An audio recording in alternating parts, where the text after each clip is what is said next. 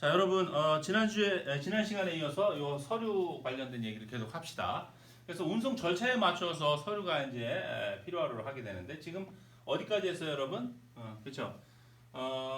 국제 물류 주선 기업이 수출 기업을 대신해서 누구에게 운송사한테 그렇죠. 부킹을 신청하는 단계까지 얘기했던 것 같아요.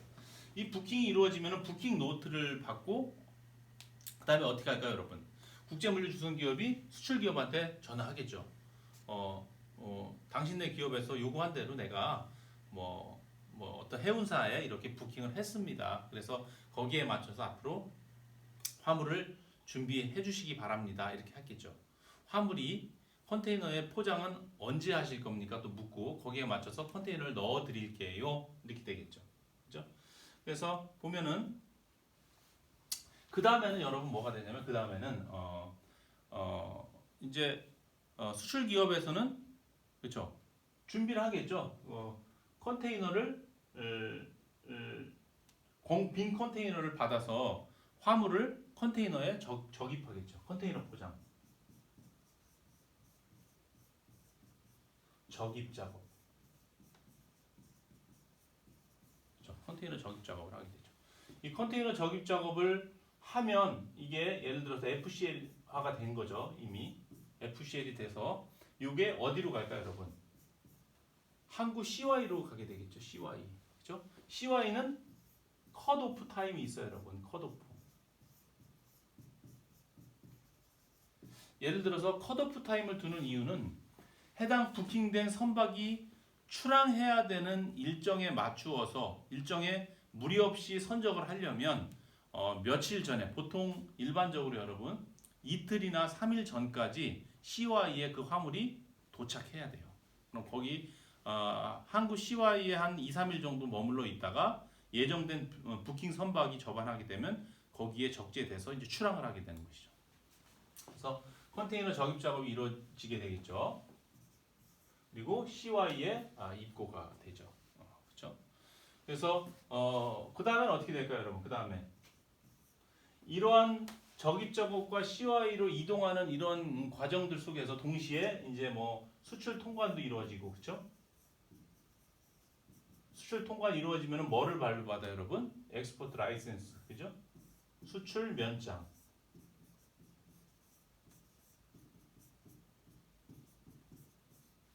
수출 면장이 발부받고 지금 해운사의 가부킹 상태가 돼 있는 것을 이 면장을 또 제시함으로 인해서 어떻게 돼요, 여러분? 부킹이 완전히 확정이 되게 되죠. 수출 통관이 이루어지고 또 이제 거래 조건이 CIF면 어떻게 될까요, 여러분? 또 출항하기 전에 보험 가입 같은 것도 이제 해야 되겠죠. 보험 가입. 인코텀지가 CIF일 경우, 그렇죠?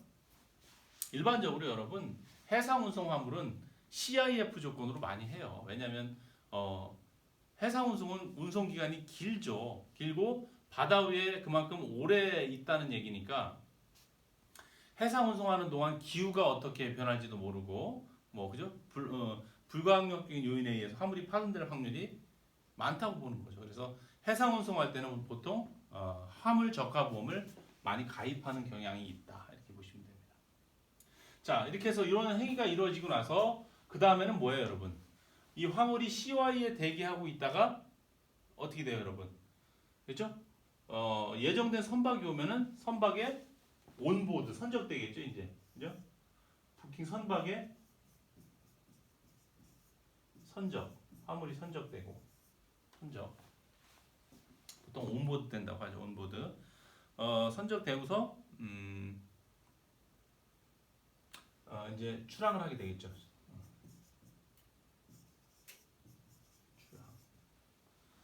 화물이 선적되고 출항하게 되면은 운송사한테 국주물류 주선기업은 어떻게 해요? 뭐를 발부받을까요, 여러분? 출항한 다음에 그죠? 중요한 서류를 발부받게 되는데 이게 선화증권이죠. BA죠. 그죠? Bill of Lading. Bill of Lading.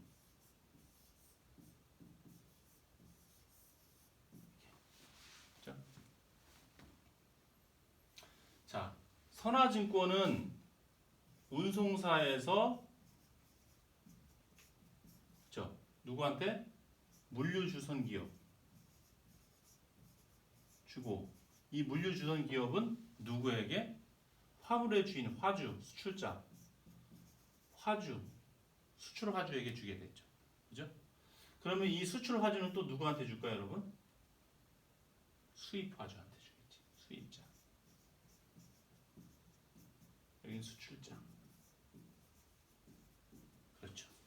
그럼 수입자는 수출지에서 보내온 선화증권을 가지고 있다가 선박이 자국에 도착하고 화물이 왔다는 통지를 받게 되면 이 수출자한테서 받은 선화증권을 가지고 운송사에 가서 좀 화물을 찾게 되는 그러한 절차를 거치게 됩니다. 그리고 나서 여기 출항할 때 여러분, 출항할 때 운송사는 물류주선업자한테 선화증권을 발행해 주지만 운송사가 또 해야 되는 게 있어요. 이거는 적하 목록을 작성해야 돼요, 여러분. 적하 목록.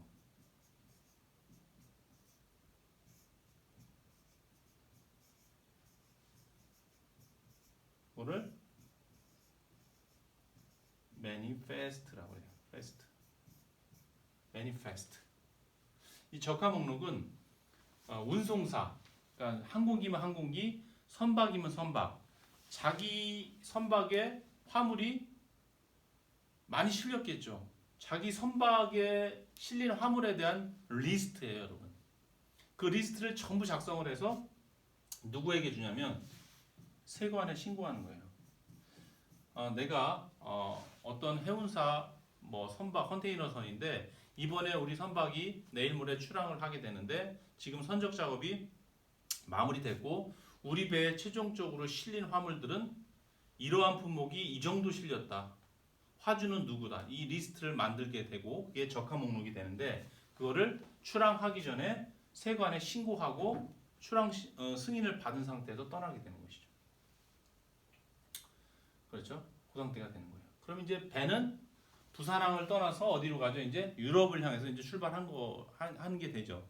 그래서 한 35일에서 한 40일 정도 걸려서 유럽에 도착했다고 합시다, 여러분. 그죠?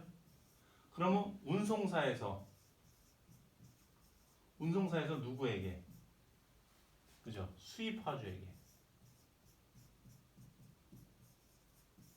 수입화주에게 통지를 하죠. 나 현대상선인데요. 당신이 한국에서 수입하는 화물을 내가 싣고 왔는데 지금 언제 르하브르 항구에 도착하는데 언제 와서 찾아가세요. 그때부터 통관해서 가져갈 수 있습니다. 이렇게 통지를 하게 됩니다. 이때 운송사에서 수입화주에게 어떤 서류를 줘요? 어라이벌 노티스라는 걸 줘요.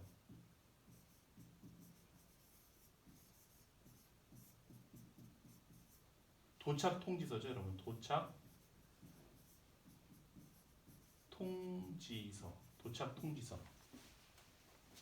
도착 통지서를 발부하게 됩니다.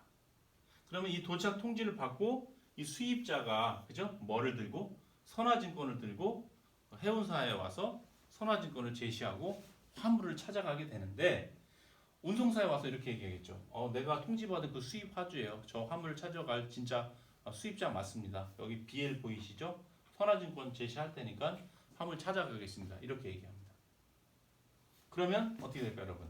운송사에서는 뭐를 내주냐면 선화증권을 받고 선화증권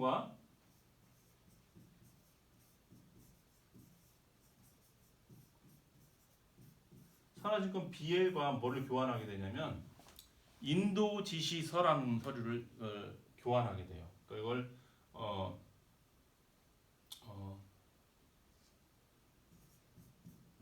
인도지시서 이제 DO라고 해요, 여러분. DO 딜리버리 오더, 그죠? 딜리버리 오더 인도지시서랑 바꾸게 되고 그럼 이 수입자는 인도지시서를 갖고 어디로 가냐면 그렇죠? 프랑스 르하브르 항구의 CY로 가죠.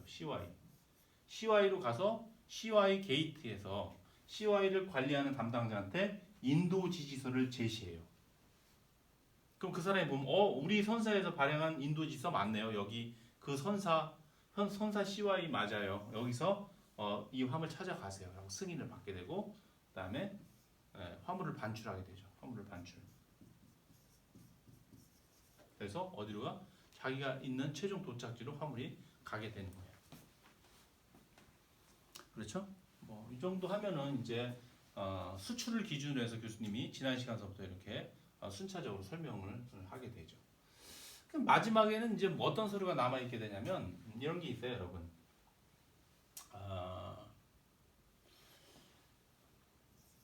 자, 국제물류 주선 기업 입장에서 보면 여러분 뭐가 중요할까? 이제 운송을 이렇게 수출자를 대신해서 운송이 다 끝나면은 그죠?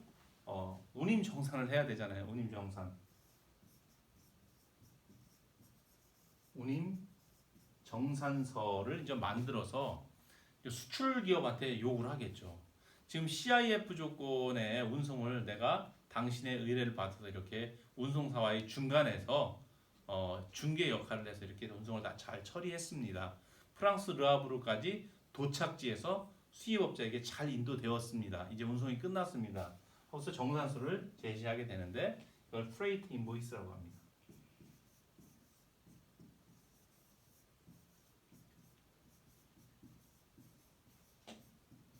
그렇죠? 프레이트 인보이스. 이거는 뭐가? 수출 기업이 한국에서 프랑스까지 FCL 화물, 뭐 컨테이너 화물을 수출을 했는데 그 조건이 CIF였고 CIF 조건에서 운송 견적을 제시하는 거죠. 견적을 했었고 거기에 맞춰 들어간 비용을 정산을 최종적으로 하는 거예요. 우리 물류에서 이 프레이트는 여러분 두 가지 의미로 쓰이게 되는데 일단 프레이트는 여러분 우리가 알고 있는 건 화물이라는 뜻이 있죠. 화물. 그렇죠? 그리고 운임이라는 뜻도 있어요. 여러분. 운임. 여기서 프레이트 인보이스는 뭘까요? 운임이라는 뜻이에요. 운임 명세서를 프레이트 인보이스 이렇게 얘기합니다.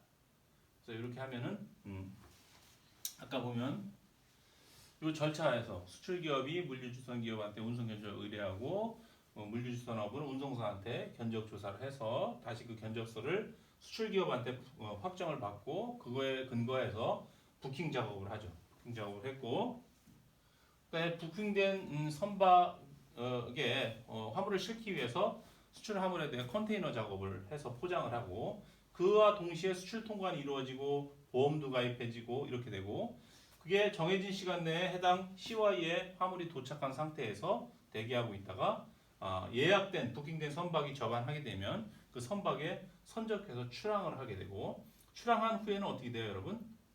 출항하기 전에 선사는 매니페스트라는 적하 목록을 작성해서 세관에 신고하게 되고 그다음에 출항이 이루어지면 선화증권이 발부돼서 운송사에서 국제물류주선기업한테 발부해 주게 되죠. 물류주선기업은 그걸 다시 수출화주한테 주게 되고 수출화주는 다시 이것을 자기의 카운터파트인 수입기업에게 전달을 해주더라라는 거예요. 그래서 운송이 이루어지고 나서 도착지 출항하고 나서 배가 도착지에 수입지에 도착하게 되면은 운송사에서는 수입화주한테 통지를 하겠죠, 여러분.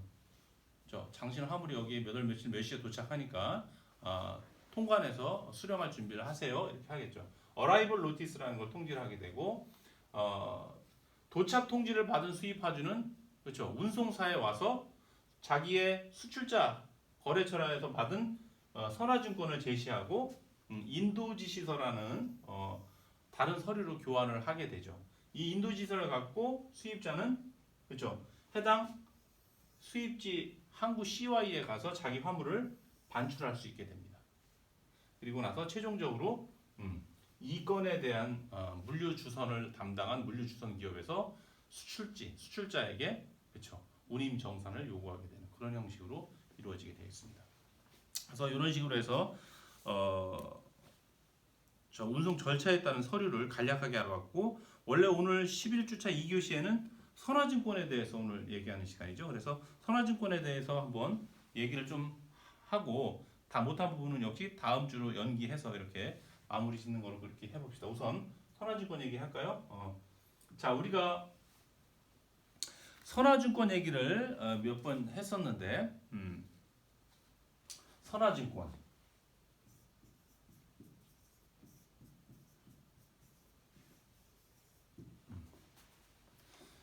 자, 선화증권은 뭐라고 그랬죠, 여러분? BL이라고 약자로 얘기한다고 했어요. BL. 이거는 Bill of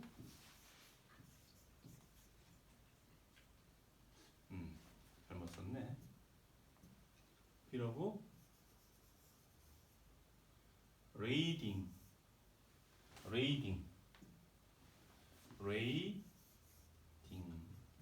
로딩이 아니에요, 여러분. 레이딩이야, 레이딩. Bill of Lading 이렇게 얘기합니다. 선화증권은.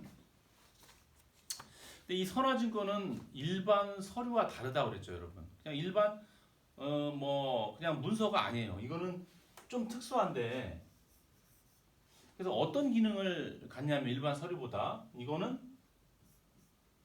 유가증권의 기능을 가져요. 유가증권.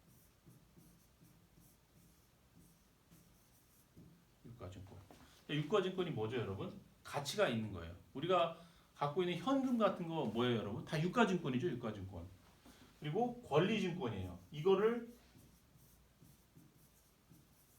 소지한 사람이 거기에 명시되어 있는 화물에 대한, 그죠? 권리를 갖고, 소유권을 갖고 있는 거예요. 그래서 아까 설명할 때 교수님이 뭐라고 그랬어요? 수입지에서 화물을 찾아갈 때 이 선화증권을 제시하고 화물을 교환해가는 개념이잖아요. 그 다음에 교환증권, 그렇죠? 교환증권. 이런 어떤 의미가 담겨 있고 기능을 할 수 있는 그러한 서류에 해당합니다. 그래서 이러한 선화증권은 여러분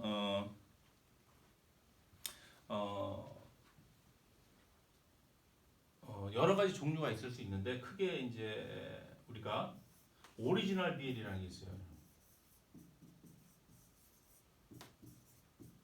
오리지널 BL이 있을 수 있고 그 다음에 서렌더 BL이 있을 수 있어요. 그래서 이런 경우는 이제 오리지널 BL이라는 것은 지금 교수님이 얘기한 이러한 BL의 기능과 기능들이 모두 작동이 되는 BL을 오리지널 BL이라고 해요. 근데 이 서렌더 BL이라는 것은 서렌더 자체가 포기하고 해제시키다 이런 뜻이에요. 그러니까 선화증권이 가지고 있는 이러한 기능들을 없앤 거, 그 기능들이 담겨 있지 않은 BL 이렇게 하는 거예요. 그러면 왜 이런 기능이 있는 것을 쓰기도 하고 그렇지 않은 것을 쓰기도 하고 그럴까요, 여러분? 자, 이런 기능을 담아두면 어떻게 될까요, 여러분? 수출자 입장에서 수입자와 거래하는 데 있어서 그 수입자가 오래도록 이렇게 거래했던 아주 신뢰할 수 있는 파트너라면 큰 문제가 안 되겠지만 처음 거래하는 거래처인 경우는 어떤 마음이 될까? 좀 불안하잖아요, 여러분. 이거 매매 계약을 체결했는데 컨테이너랑 10컨테이너 수출했는데 그 대금을 안 주면 어떨까, 여러분? 안 줄 수도 있겠지. 그러면 거리가 유럽에 있는데 가서 독촉을 할 수도 없고 조사를 할 수도 없고 그런 난감한 상황이 벌어지겠죠, 여러분.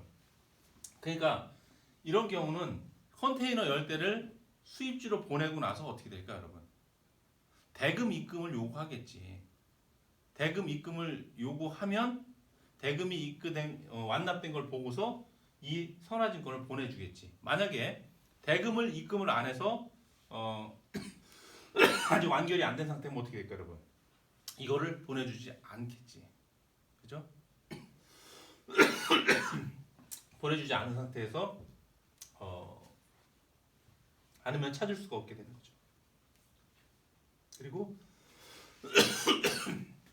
이 서렌더 BL은 그러한 기능을 해제시킨 BL인데 그거는 믿을 수 있는 파트너인 경우에는 이거를 이렇게 해제시켜서 운송을 하게 됩니다. 기침이 자꾸 나네요, 여러분. 그래서 이 부분은 다음 시간에 다시 설명하는 걸 하고 이번 강좌는 여기서 좀 마무리를 합시다. 그래요. 수고 많았습니다.